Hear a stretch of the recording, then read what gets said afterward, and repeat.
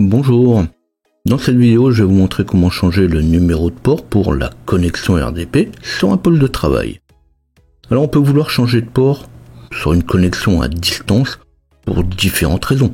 Pour la sécurité, parce que le port est déjà utilisé dans une redirection NAT. Généralement c'est pour une question de sécurité, mais on peut très bien imaginer que vous ayez plusieurs postes accessibles depuis l'internet qui passe donc par la même adresse IP publique. Le sujet est assez à la mode vu que le télétravail se démocratise toujours un peu plus. Avec le changement de port, par contre, on va être obligé également de créer une règle de pare-feu. Eh bien, c'est tout ce qu'on va voir dans cette vidéo. Avant de passer au vif du sujet, pensez à vous abonner à la chaîne et activer la cloche pour recevoir les notifications de mes nouvelles vidéos. Pour me retrouver, vous pouvez aussi taper LJP Info avec un S dans votre navigateur web. Je vais pouvoir passer assez vite sur l'environnement de travail. Le RDP, j'en ai déjà parlé assez souvent, soit pour changer le mot de passe ou juste pour s'y connecter. Je vous invite alors à découvrir ma vidéo sur le sujet dans le cas où vous auriez quelques difficultés.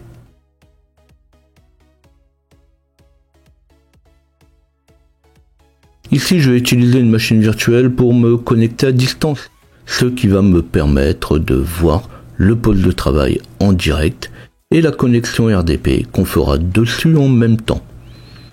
Ma machine virtuelle est déjà installée, j'ai mis un mot de passe à l'utilisateur, pas de commentaire sur le mot de passe, ma connexion RDP a déjà été établie avant et j'ai enregistré les paramètres de connexion.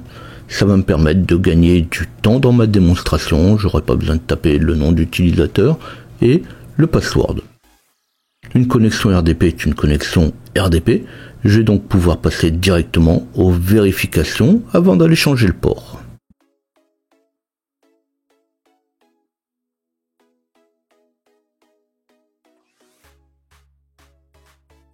Je l'ai dit, mon bureau à distance est déjà configuré. Je ne devrais pas avoir à y aller, mais ça c'est pour la démo, je vais quand même montrer tout ça. Donc je vais me rendre alors dans les paramètres et je vais aller chercher bureau à distance. Quand j'aurai affiché bureau à distance, eh bien je vais cliquer sur bureau à distance et là on peut voir qu'il est activé, mais on retrouve aussi le port. Donc il s'agit tout simplement du port habituel, le 3389. Et je vais montrer que je peux bien m'y connecter. J'ouvre mon application bureau à distance de mon côté, donc sur un autre poste. Comme l'utilisateur et son password sont déjà enregistrés, je vais pouvoir m'y connecter directement. Par défaut, on n'a rien d'autre à ajouter pour la connexion. Après, on verra que si on n'utilise pas le port standard, il faudra le préciser dans l'adresse de la machine. Donc maintenant qu'on a vu que ça fonctionnait en mode normal, je n'ai plus qu'à changer de port.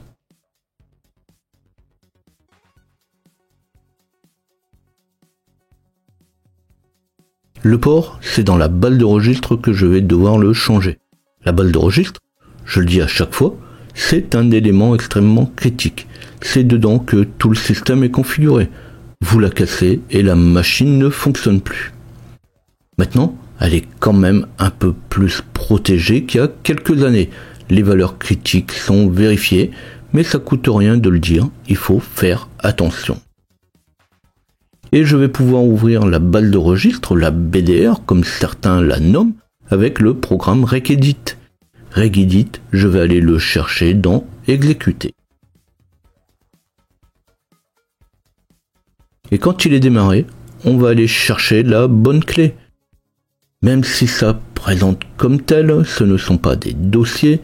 Je suis ici non pas pour expliquer le fonctionnement de la base de registre, mais pour expliquer comment on change une clé. Donc je ne rentre pas plus dans les détails. Dedans, je vais me rendre dans Ordinateur, donc ça c'est la base, et dans les différentes clés qui vont derrière, avec le HK Local Machine. Alors, pour pouvoir développer, il suffit de double-cliquer dessus, c'est quand même rapide. Sinon vous faites un clic droit. Puis système. Dans système, je vais aller chercher current control set. Contrôle. Donc ça, toute cette partie HK local machine système current control set contrôle, c'est quand même des clés qui sont souvent utilisées. Et je vais me rendre dans terminal server. Dans terminal server, je vais aller chercher WinStations. Et dedans, je vais retrouver une clé RDP-TCP. Alors suivez bien le chemin, il est marqué en haut de la fenêtre. Si vous ne trouvez pas la clé, si vous ne trouvez pas la clé port number, c'est que vous n'êtes pas au bon endroit. Donc c'est ici qu'il faudra revenir. De toute façon, c'est le même endroit sur Windows 7, Windows 8, Windows 10 ou Windows 11. Et on va changer la valeur port number. Donc comme valeur de port number, on peut mettre une valeur entre 1025 et 65 535. Les 1024 premiers ports sont réservés, et puis il y a des ports qui sont plus utilisés que d'autres, comme le 3389. Celui-là, il a beau être au-dessus de 1024, c'est quand même un port standard. Donc ici, c'est le port 3389 par défaut. Souvent, alors c'est pas bien, les gens vont juste inverser les nombres. Alors ici, c'est pour de la démo. Alors je peux mettre 8933 à la place de 3389. Alors vous avez vu qu'on peut utiliser les nombres décimaux pour setter la valeur. C'est quand même bien pratique parce que je me voyais quand même mal en train d'aller sortir la calculette pour calculer l'hexadécimal de 8933. Et quand c'est fait, il n'y a rien à faire, la validation est immédiate. C'est pour ça que je disais aussi encore tout à l'heure, c'est quand même assez critique. Dès qu'on touche à la base de registre, les données sont immédiatement prises en compte. Il n'y a rien à sauvegarder.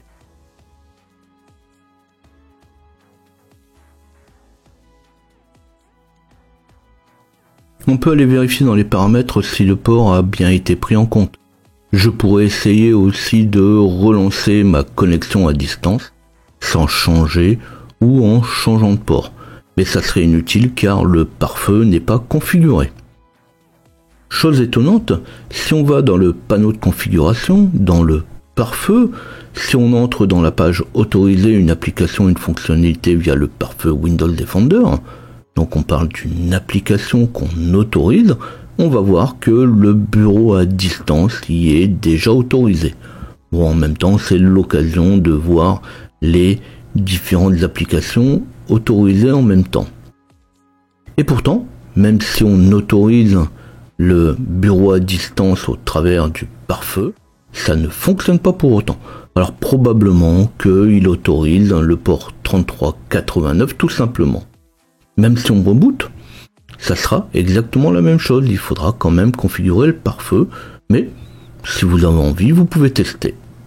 Donc on va aller créer la règle pour autoriser le port 8933 à être ouvert, à laisser passer les données.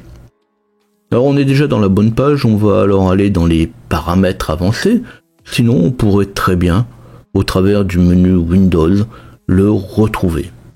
On va devoir ouvrir alors 4 règles, 2 pour le trafic entrant et 2 pour le trafic sortant. Le RDP fonctionne dans les deux sens. Il fonctionne aussi pour l'UDP et le TCP. Même si le TCP devrait suffire, on peut quand même y faire passer du son.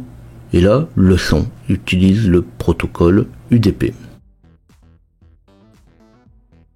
Alors on va cliquer sur trafic entrant et sur la droite, on va aller choisir de créer une nouvelle règle. On va donc créer une nouvelle règle pour un port et non un programme. Donc je vais cocher port et après avoir sélectionné port, je vais pouvoir cliquer sur suivant. Alors ici je commence par sélectionner TCP, c'est la valeur par défaut. De toute façon, il faudra faire les deux.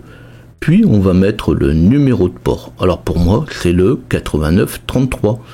Et quand c'est fait, je peux cliquer sur suivant. Alors c'est bien sûr suivant les règles.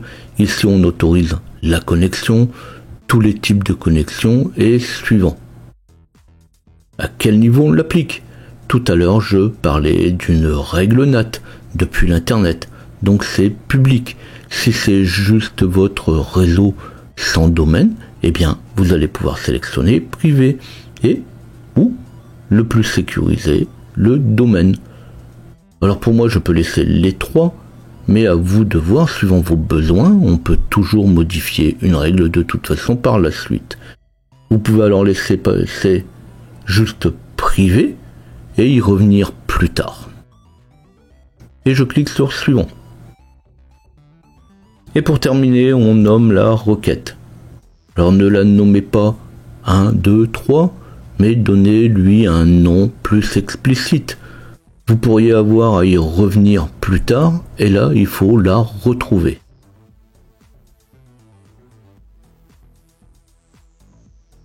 Quand c'est fini, la règle va apparaître dans la liste des règles. Donc ici, je me suis trompé un peu dans le nom, mais on peut toujours corriger une règle par la suite, y compris changer son nom. Alors ici, j'ai expliqué comment faire une règle. Les règles UDP sont les mêmes, c'est juste le protocole qui change. Et pour les règles sortantes, c'est exactement la même chose.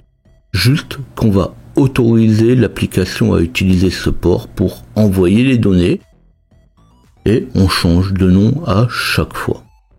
Mais surtout, il va falloir faire 4 fois la même chose avec un nom différent. Je vais donc faire ça. Rien de follement intéressant, mais il faut le faire pour la démo qui suit. Je vais aussi passer et on se retrouve juste après.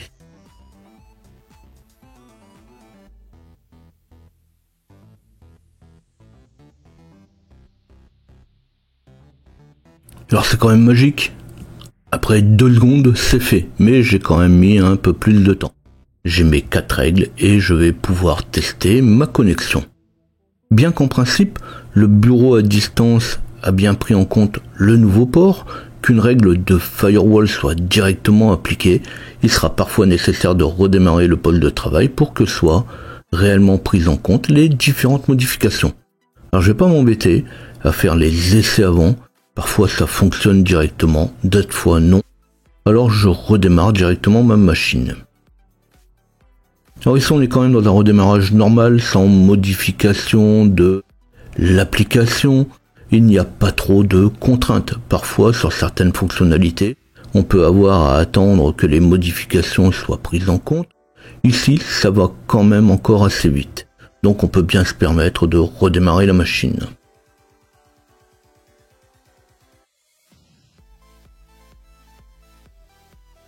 Donc quand ma machine va être redémarrée, je vais pouvoir retourner sur mon poste de travail et je vais lancer mon application de connexion au bureau à distance. Avant de cliquer et d'essayer de me connecter, je vais changer l'adresse de ma machine. Par défaut, on utilise le port 3389. Donc ici, je n'ai pas besoin de le préciser. Implicitement, il sait qu'on va utiliser le port 3389. Mais comme là, on l'a changé, on va devoir ajouter 2 points à la fin de l'adresse et je vais lui mettre le numéro de port, le 8933. Donc là, ici, je passe par l'adresse IP, mais ça serait un nom de machine, ça serait exactement la même chose. On lui met le nom, 2 points, et le port à utiliser, 8933. Et là, je vais pouvoir me connecter.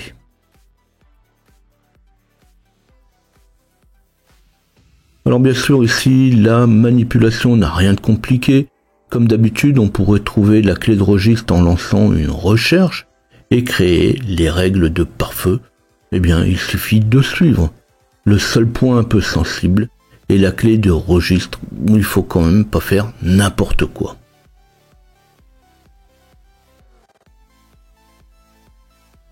J'ai terminé pour cette vidéo. J'espère que ça vous a plu. Dans ce cas, pensez à liker. Le RDP, j'en ai déjà parlé plusieurs fois. J'ai montré comment se connecter, comment changer un mot de passe, comment passer des paramètres supplémentaires. Je ne devrais pas être loin d'en avoir fait le tour. Peut-être aurez-vous des remarques, des questions, des suggestions. N'hésitez pas à laisser tout ça en dessous de la vidéo. À bientôt.